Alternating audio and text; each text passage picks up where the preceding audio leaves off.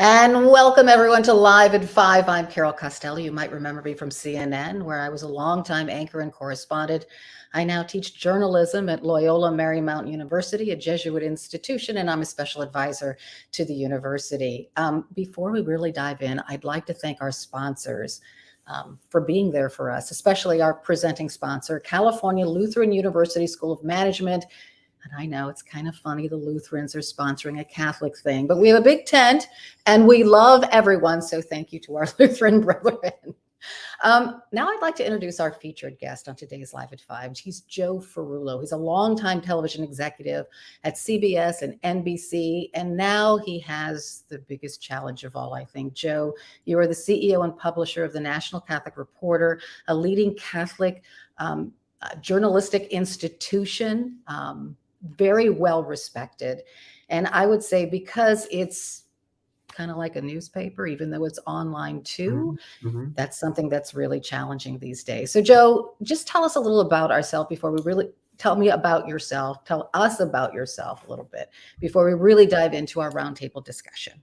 Well, hi, Carol. How are you? It's good to see you again virtually.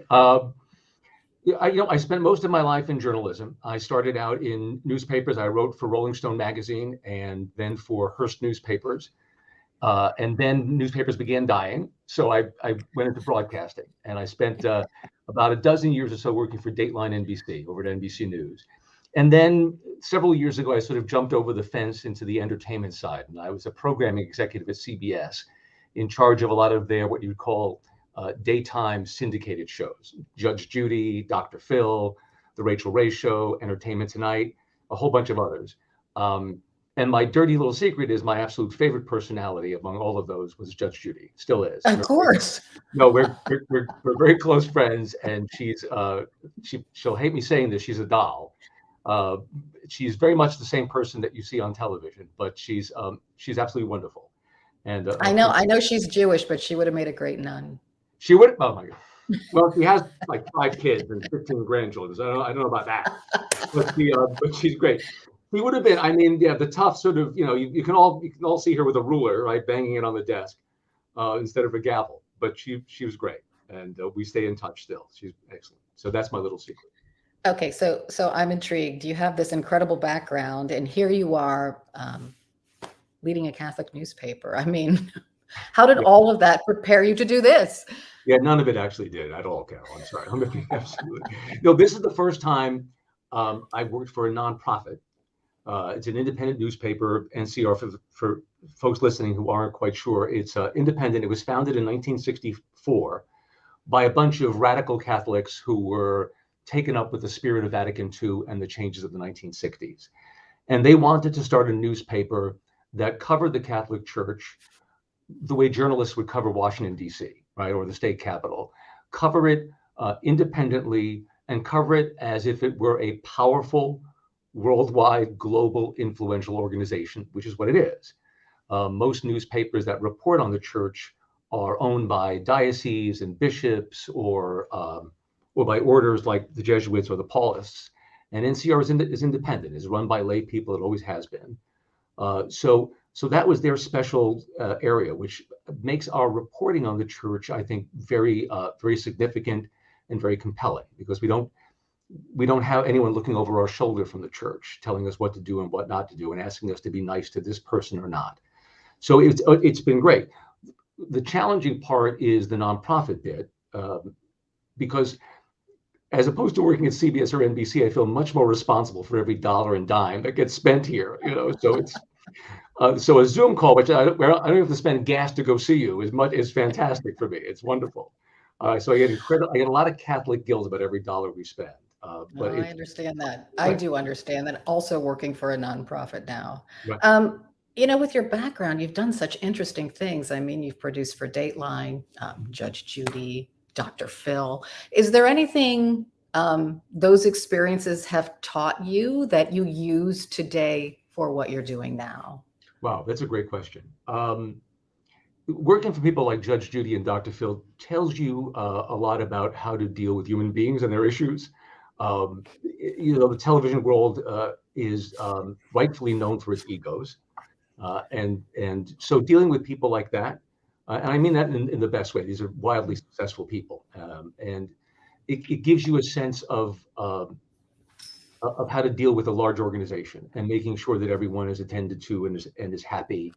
And you sort of get a sixth sense of people's needs, having done that for a while. The other thing that I think is even more important was working for both of those organizations, especially CBS. It teaches you to respect your audience, right? A lot of time journalists report in their own bubble, which is what everyone else in the newsroom is talking about, what everyone else in our profession is talking about. And entertainment television is much more outward reaching, which is what is the audience looking for? What resonates with them? Who are they? We would do a lot of focus groups and a lot of research that I actually found really interesting and excellent about what the lives that our audiences led, right? So you don't get trapped in your own bubble of, oh, I'm a well-paid professional who went to college. That's not most Americans. And most people who watch something like Judge Judy or Dr. Phil are watching it, on the lunch break of their second or third job that day. And to know about those people and to appreciate them and to understand them and respect them and to understand why they take precious time to watch your show really helps me with this, because you're reaching out to an audience that you want to understand and you want to make what you do important to them and vital to them. And I think bringing that sense of respect for the audience is helpful in this. It's sort of a double-edged sword, though, right? Because you do want to respect your audience and you do want to bring stories to them that they're most interested in. And but sometimes the stories that you have to bring to your readers as a journalist aren't so pleasing to them. Yes. How do you handle that challenge in today's highly partisan world? No, it's increasingly difficult, as you know. For us, we cover the Catholic Church at arm's length, right? So we cover it dispassionately as much as we can. We're all good Catholics. That's why we work at NCR. But a lot of the reporting we do doesn't sit well with some people. So NCR was the first to break the priest abuse scandal back in the 1980s. We did a series of stories about Louisiana. And we've broken many stories since then about that scandal, about how money is used inside the church and the influence it has. And that doesn't win us a lot of friends, both inside the church, but even among Catholics who maybe are a little bit more traditional in their Catholicism and feel that we're disrespecting the organization.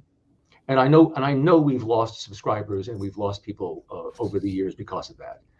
But to your point, that's the job and it's the risk you take. And all you could do is just hope you have enough people who are willing to stick around through all of that. And I actually think the words that you choose matter. The tone of your articles matter. I mean, you can present to people things that they may not like to hear, but if you do it with respect, right? And you do it dispassionately, right, without a smirk on your face, right? Right? I think that goes a long way. I could not agree with you more. I mean, look, I don't want to paint people with a broad brush, but sometimes in the world of politics, when a scandal breaks, there's kind of a gleefulness about it in the journalism world because, here's a story we can run with. And here are those cynical people doing just what we thought they were going to do, something very cynical and self-serving. And we try not to do that about the church. We try to take the church, we look at it much more respectfully, even when we were pointing out some things about it that aren't working well.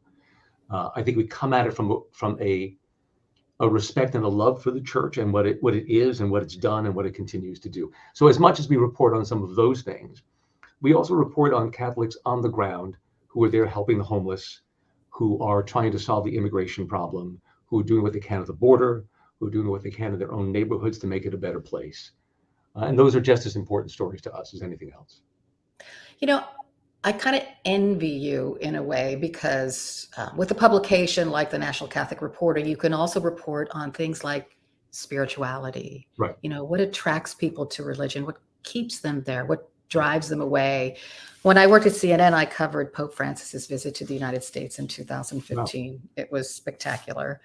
And it was the only time in my 35 years as a professional journalist that I could actually talk about people's spirituality, right, like what they found appealing about Pope Francis. Outside of that visit, you only talked about, I don't know, the sexual abuse scandal within the Catholic Church, or, hardcore news, but it was sort of taboo to talk about why people were attracted to the beauty of religion. Yeah, it really has. It's always been that way. I think journalists get a little nervous talking about faith. I think they feel like you are now cutting out some of the audience who may not share your faith or may not share what you believe, although they may share the general sense of spirituality that you're talking about. They may that general feeling that there's more out there than what we can see and what we can know. But I think that gets them a little nervous. And then, I mean, you know this better than I do. These days, certainly in the last decade, the last 5 years, when you talk about religion and faith, people expect that you're taking a political stand as well. Yes. I think religion and politics have become so intertwined in the last 10 years or so that makes it even more difficult for journalists to talk about it in a faith way, in the way that faith can be beneficial to you, the way that faith restores you, the way that faith helps you face every day, because it's so now wrapped up with culture war issues. Definitely. And we're going to talk a lot more about that as, our roundtable discussion goes on. But I just want to center on something else from when I covered Pope Francis. And I just like your opinion because you ran newsrooms, right? I didn't. So I think that Jeff Zucker ran CNN at the time, and he was Jewish, and he admitted, I don't understand the Catholic faith. So he kind of like went through the staff and said, are you Catholic? Are you Catholic? Are you Catholic? And we covered the Pope's visit.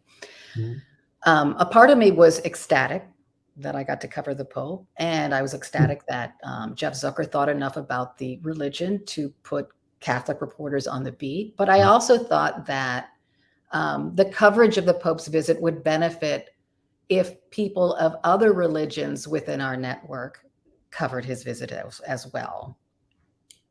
I just wondered what you thought about that. Yeah, yes and no, right? So the yes part is it would open them up to it and teach them something that they didn't know before, which is sort of the essence of a good journalist, right? Is you go out and learn something that you would not have learned otherwise. The negative might be that they couldn't break out of whatever preconceptions they had. In terms of what the church is, where in its place in society and its place in American society. So you might not get as full a view of it as you would from someone who's inside the religion.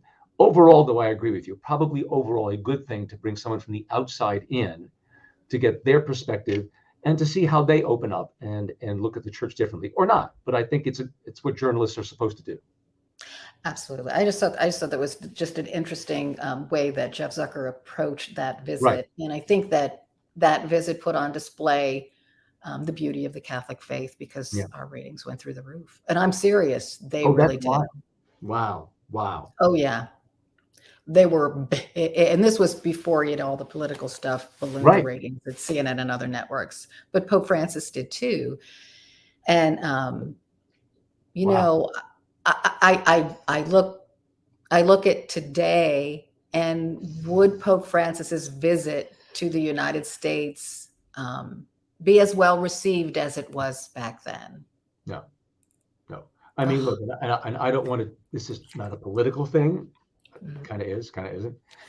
There was a moment in the 2016 campaign when Pope Francis said something that was interpreted as, and I think he meant it to say, building walls at the border is not the best way to deal with that issue. We're all human beings. And candidate Trump said, who cares what the Pope has to say? He's just a guy. Doesn't matter to me. And that kind of began to create a fissure, I think, between religion and politics in a certain way, and even a little bit inside the Catholic Church, that they were pro-Francis and anti-Francis Catholics. And so you're right. If he came today, I don't know if the reception would be as welcoming, as thoroughly welcoming. I think there would be two sides. Now, the anti-Francis side might be respectful and quiet about it. I think as Catholics, we tend to be respectful. But I don't know. That kind of hurts me viscerally. I mean, I'm not speaking as a journalist right now. I'm speaking as a Catholic, right? Right. I'd like to think that there would be wall-to-wall coverage on all of the cable news networks, but Yeah. you're right. I don't know. I don't know anymore. I don't know. We're going to continue this conversation. We're going to take a quick break so we can thank our sponsors. We'll be back in just a minute or two. There are over 4,000 students at California Lutheran University. Each with our own unique backgrounds, upbringings, and beliefs. We don't look the same. Or think the same. But we do share one thing in common. We're open. Open to learning about the world. Open to exploring new ideas. And open to discovering our purpose. Because when you're open, the world is open to you.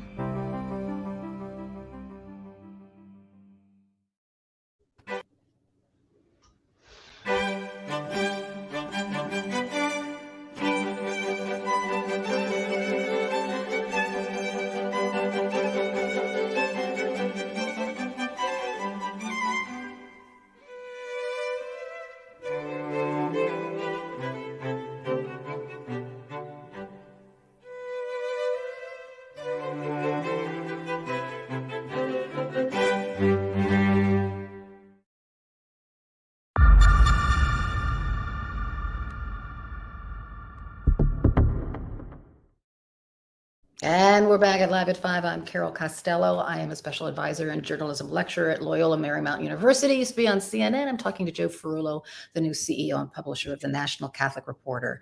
And we were touching on Pope Francis and whether a visit now to the United States would be as well received as it was in 2015. And I think we both came to the conclusion that it would not, because of all kinds of different things, but mostly partisan politics. I think you're right about that, Joe. I think that for you as the publisher of a Catholic publication, that presents challenges as well. No, it does. I mean, I think we're fairly forward with the fact that we consider ourselves Francis Catholics. This was a newspaper that was born out of Vatican II, and that spirit of a church that can evolve with the times, and people who are excited by that, who founded this newspaper. And that's kind of stuck with us. And what we see with Francis is a chance to recapture a bit of that spirit, a bit of that ability for the church to adapt and change, and have an open tent, have a big, big tent, as opposed to circling the wagons and refusing to see the world around it. So I think we're very open about that. Now, our reporting on the church is down the middle.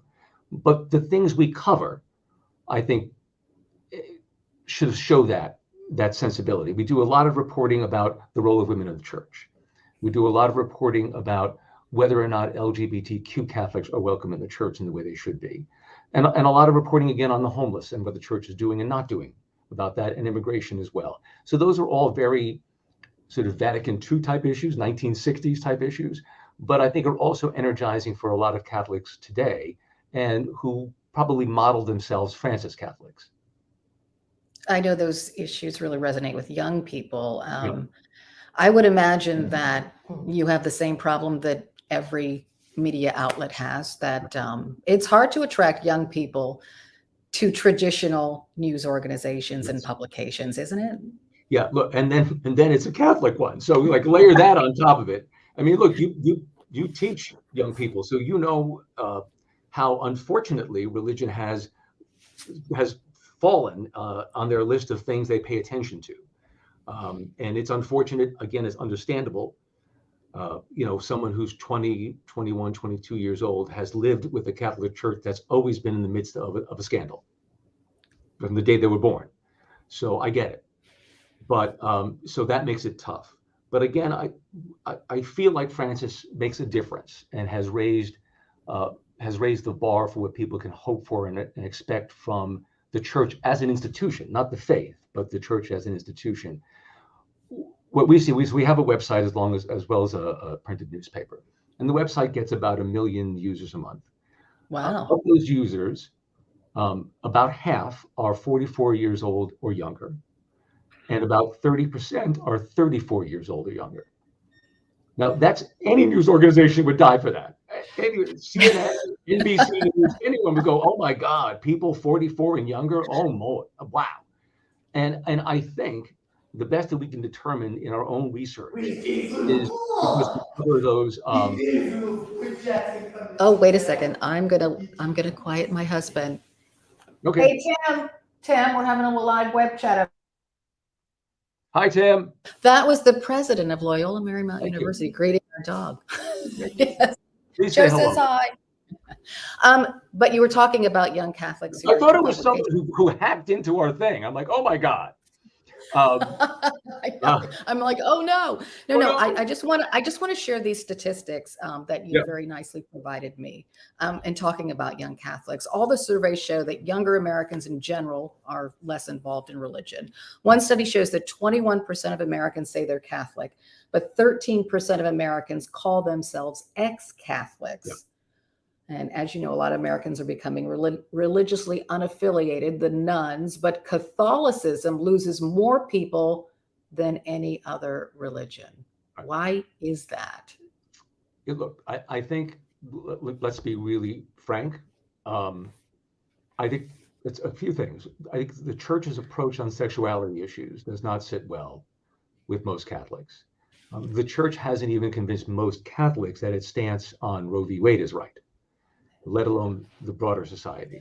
And then beyond that, as you get into other issues of sexuality like contraception and gay marriage, most Americans aren't on the same page. Most Catholics aren't on the same page as their own leadership, which I think is okay. But when they see the church not even being willing to explore these things and talk them through, I think that bothers American Catholics who are used to having a voice. They're just used to having a say in what happens to them. And again, not to sound like a broken record, but that's where I think Francis comes in as a possible positive. He has begun an effort called synodality, which means listening sessions. He's ordered dioceses all around the world to conduct listening sessions with people in the pews to find out, hey, what do you think about all these issues that we keep telling you what to think about? And then is going to hold a couple of synods later this year and then later in 24 with all the bishops to get together and say, okay, let's go through what our people are telling us. And that has a chance, I think, to make a difference. And if it doesn't work, I think probably what we're seeing, the trend we're seeing, at least among Catholics, will probably continue. That people just say, look, if you're not going to listen to me, if you're not going to hear me out, then maybe I need to go someplace else. Well, I will tell you one thing in teaching young people and a lot of young Catholics at Loyola Marymount University at LMU. Ultimately, what it boils down to is young people want a safe place to go. Okay. They don't want to be judged. Right. Okay. They want to feel loved. And they need that from their religion or from their sense of spirituality, that they will be accepted no matter who they are or who they think they are. Because when you're 19, 20 years old, you kind of don't know. Yeah. You're searching, right? You want that open space that makes you feel safe. And I think that some young Catholics don't feel safe any longer in approaching a priest, let's say, because they will be judged. Also, politics has entered into our religion, right? Yes. And when you look at the political scene and the viciousness and the partisanship and the rudeness, the meanness, it reflects on religion, especially Catholicism, because so many of our politicians are Catholic, and some of them wield that as a political weapon. Yeah.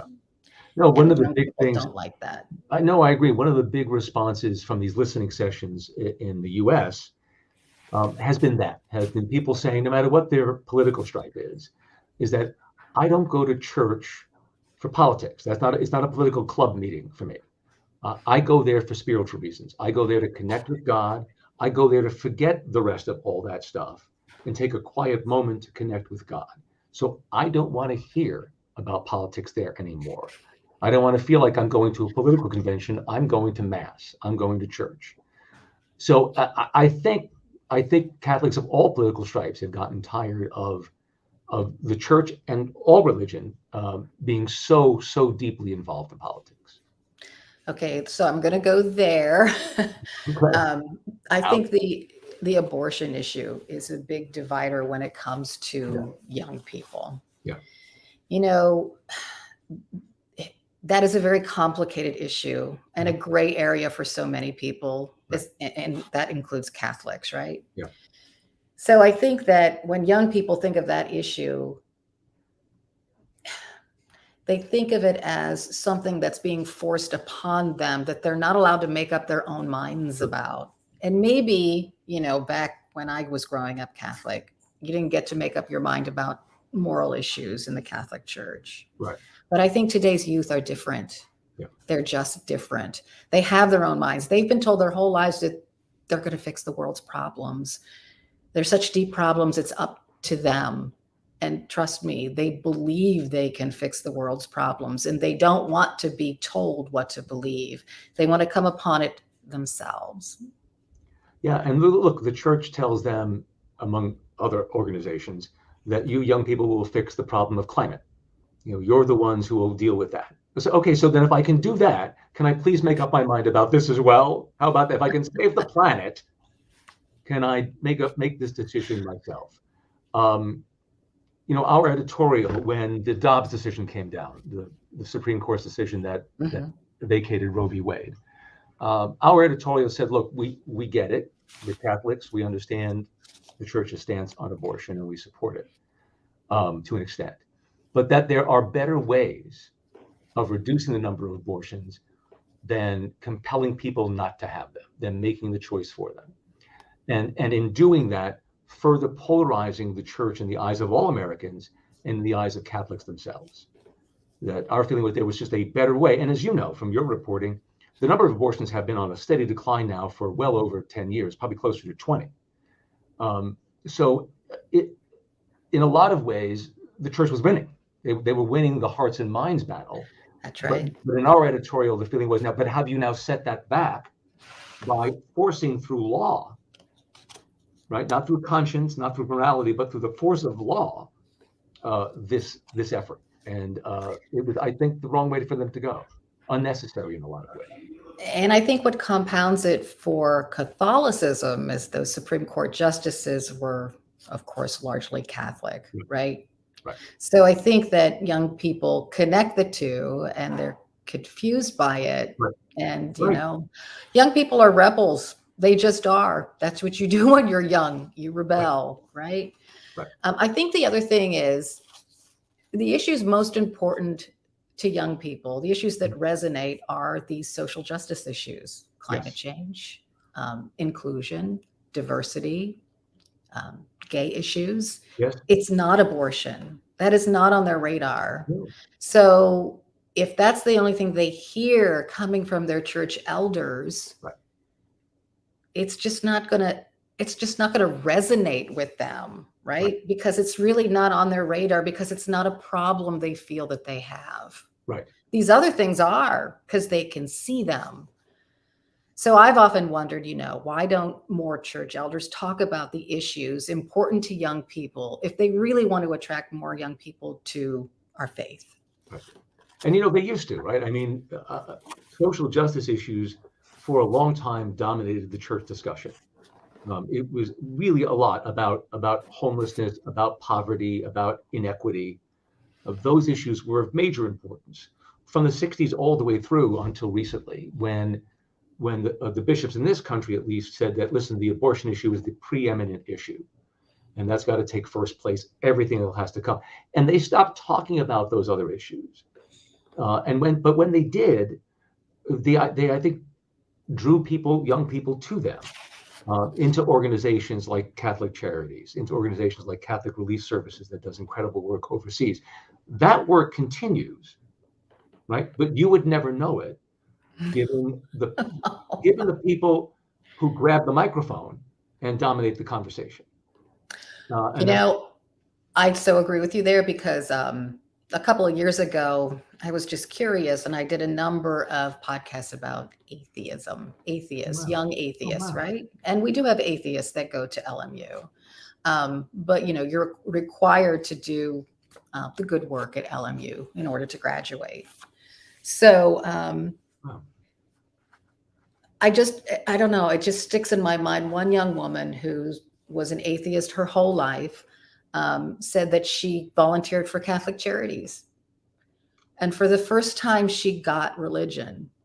Wow. For the first time, she saw what people see in God. Hmm. And Right. she started thinking about becoming religious. Right. It wasn't the abortion issue. Amazing. Yeah. It wasn't that. Right. You know, we and again, not to bring it back to the National Catholic Reporter, we have a sort of sister publication. We have a publication called the Global Sisters Report. That's part of our website that reports on nuns around the world. And it's the same sort of thing. I mean, there are nuns who go around the world into the worst, most dangerous, most poverty-ridden places on the planet. We just had one of our reporters in Ukraine with a group of nuns trying to rebuild a village that had just been destroyed and getting people food and clothing and heat and all of that. And they don't get paid a ton of money. They don't do it for the money. They don't do it for any personal satisfaction other than their faith compels them to do it. All around the world, in the worst spots in the world. We have another one of our reporters, a sister, Doreen, who's in Kenya, reporting on the refugee camps there from South Sudan. And the nuns who help out, who try to keep both law and order in the refugee camp and keep food coming in and clothing coming in and other resources. And they do it because of their faith, right? They do it because of Matthew 25. You know, when I was hungry, you fed me. When I was naked, you clothed me. When I was in prison, you came to visit me. And there are millions and millions and millions of people who do that around the world every day. And they don't raise their hand and they don't ask for a pat on the back. They don't grab a microphone and yell about it. But they also don't get paid attention to by some leadership. You know, I wish they would be louder about what they did. I wish they would shout it. I really do. You know, I agree. So I'm so glad that you're doing that kind of reporting, because those are the issues that attract young people. Yeah. They will read those articles. They definitely will. They do not want to be involved in culture war stories. No. They just don't. I'm just going to invite those watching us to put some questions in the chat, because at some point we'll take their questions too. So formulate your questions and send them our way, and we'll get to them shortly. So thank you for that. Just going back to cultural issues, culture wars. The thing that most resonated with me when Pope Francis first came into power was he said we weren't going to pay attention to the culture wars anymore. Right. We were going to pay attention to things like climate change, right? But that's not how it worked out. Right. Why? It's a really good question. And the short answer is I don't know. But what has happened is that the church in this country, and in some other parts of the world too, but let's talk about what we know, has sort of split a bit. Right? There are traditionalist Catholics, and then there are, for lack of a better phrase, Francis Catholics.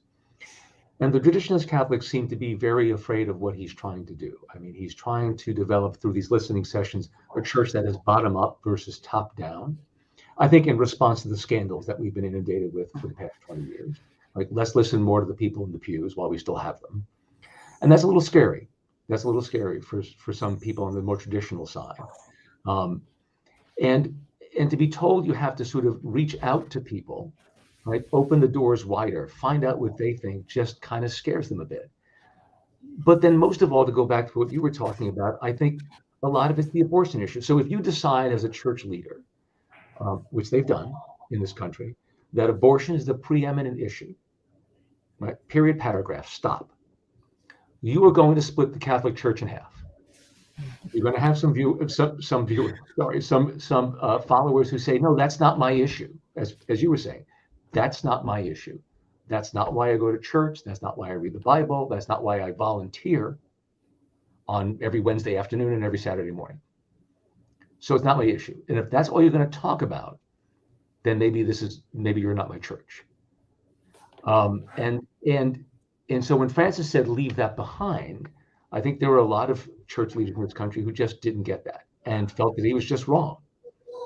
And the strange thing about it is, and not to get too into Catholicism, but as you know, the theology of the church is the Pope is selected in a conclave because the Holy Spirit comes down and makes the choice and, right, imbues all the cardinals with a spirit, and they make the choice that has been basically solidified and confirmed by the Holy Spirit. Apparently, except this time. Apparently, this is the one exception in the history of the church over 2,000 years, because a lot of these guys go, no, not our guy, not our God. I just find that so disturbing. Yeah. That there is this very vocal Very opposition to Pope Francis from his bishops. Right. I just find that, I mean, I'm a lifelong Catholic. Mhm. I never thought I'd see the day, but No. here we are. No, and look, and there have always been factions inside the church, as there is of any big, powerful organization. Always, it's always sort of been inside the tent. It's we speak about it inside, but outside there's a unified look. I mean, a lot of what Benedict did not sit well with more liberal Catholics, for instance. But you rarely heard liberal bishops grab a microphone and speak out against Benedict. I don't think you ever did. And it's the same with John Paul II.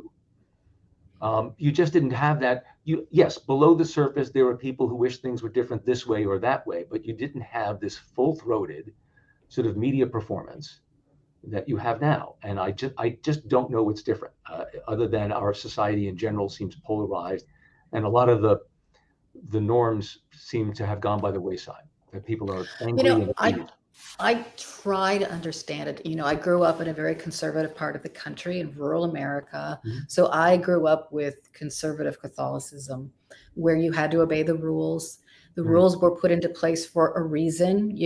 Right. The church is my moral guide. I can't just go out and do whatever I wanted. And I do understand that. Absolutely. But I think the world changes, right? And I don't know what the right answer is. Should the church adapt? Should it not? I don't know. No, it's also not an either or thing, right? Which is how I think if you're polarized, it's you set it up as either. You can both love the church for its traditions, even for the Latin Mass, and find part of the appeal, the fact that there are some things that have been done exactly the same way for 2,000 years.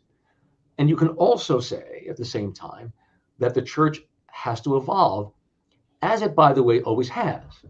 I mean, you can have a sort of rose-colored look at and a nostalgic look at the history of the church and say, oh gosh, it's never changed. That's just not true. It's always changed and adapted. In order slowly, to but it has.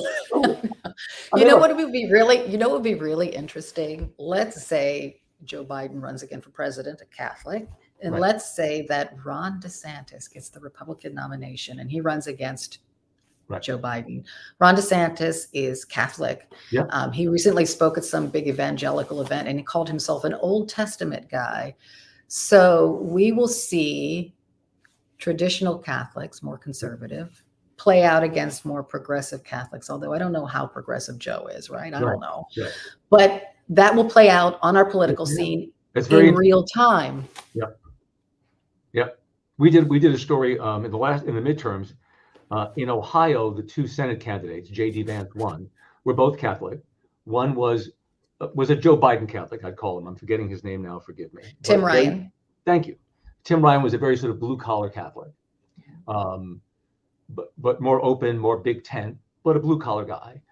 J.D. Vance was a convert who, and like many converts, tended to be a little more traditional in adhering to all the things he's just learned about, as well as being a big supporter of Trump, supported by Trump, very outspoken on culture war issues. And Vance won.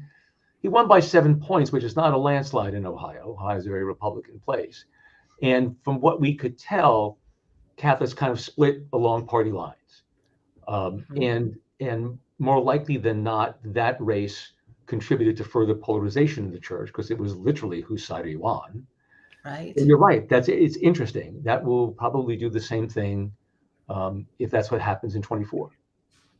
I know it'll be another fascinating, if ugly, election in 2024. Yeah, could be. So we're gonna talk a little more, but we got to take another break. We'll be back in just a second. Okay.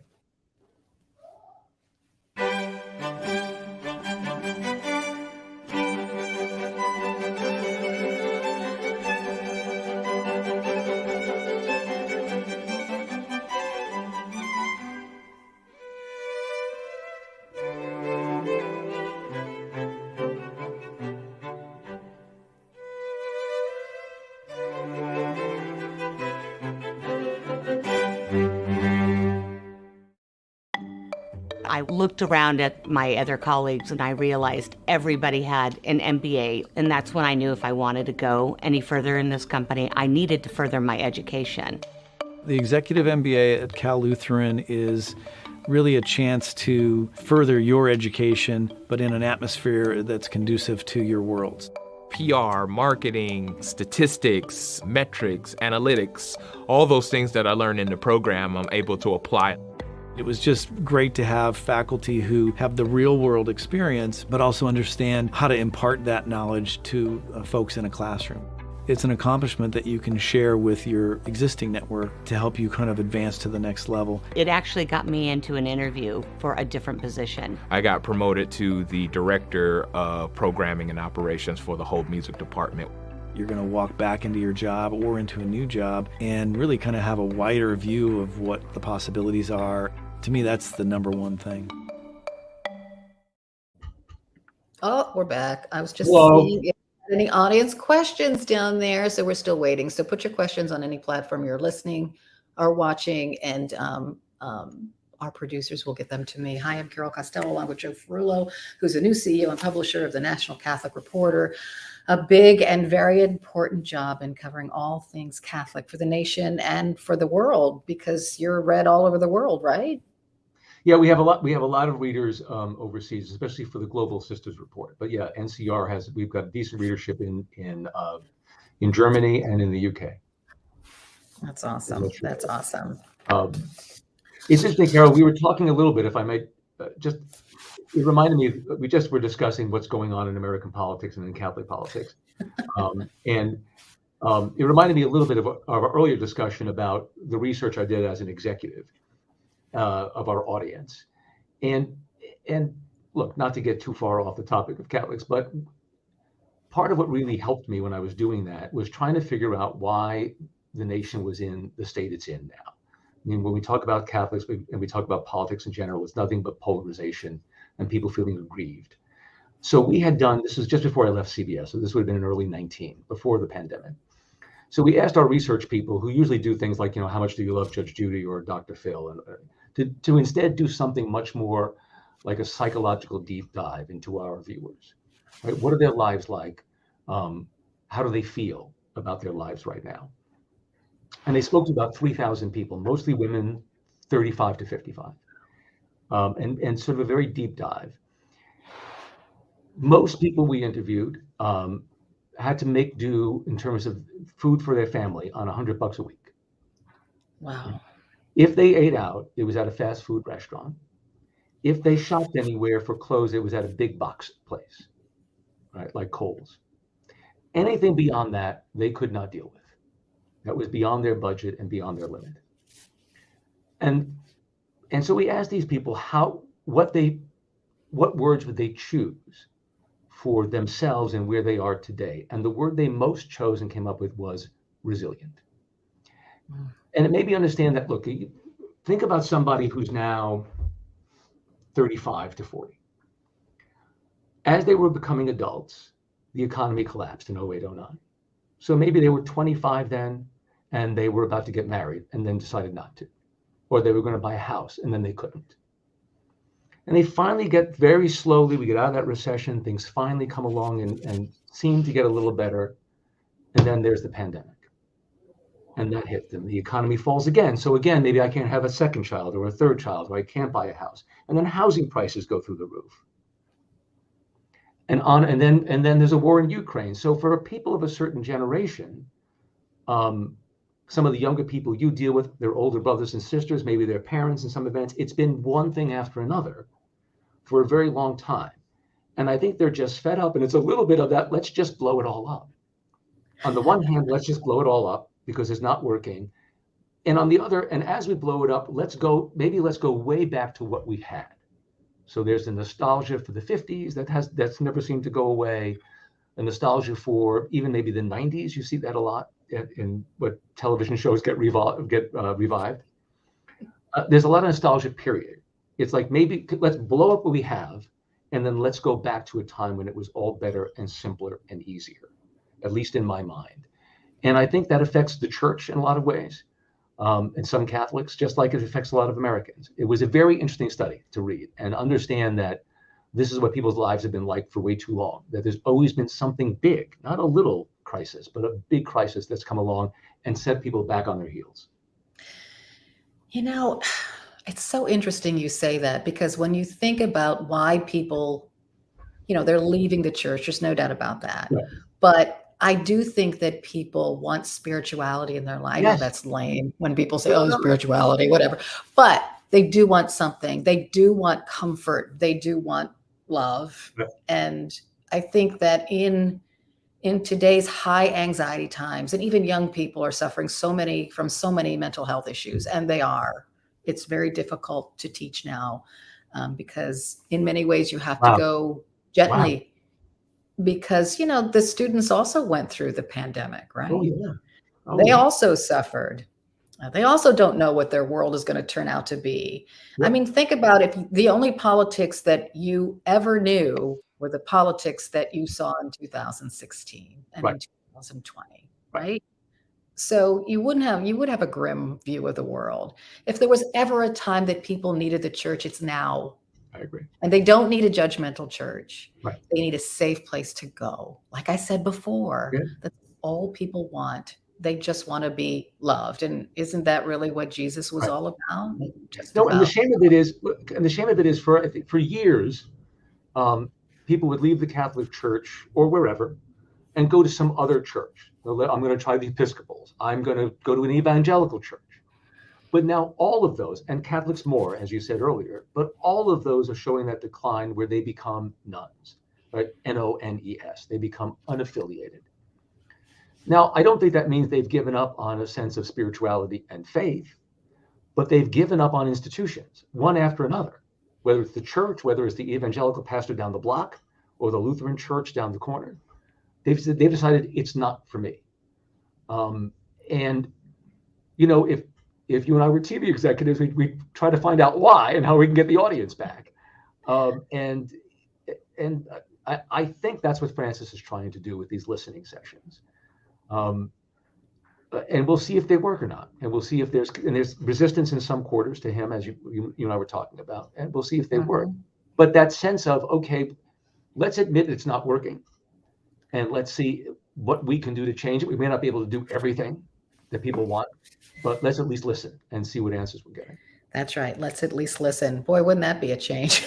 I think for a lot of people, Carol, that's enough. We did a story just about a week or so ago about a couple of dioceses, one in Portland in particular, that were issuing guidelines regarding LGBTQ students in Catholic schools and gender issues in Catholic schools. And the anger that came from parents of those students was not those were wrong rules and regulations to put out. It's that you didn't ask us.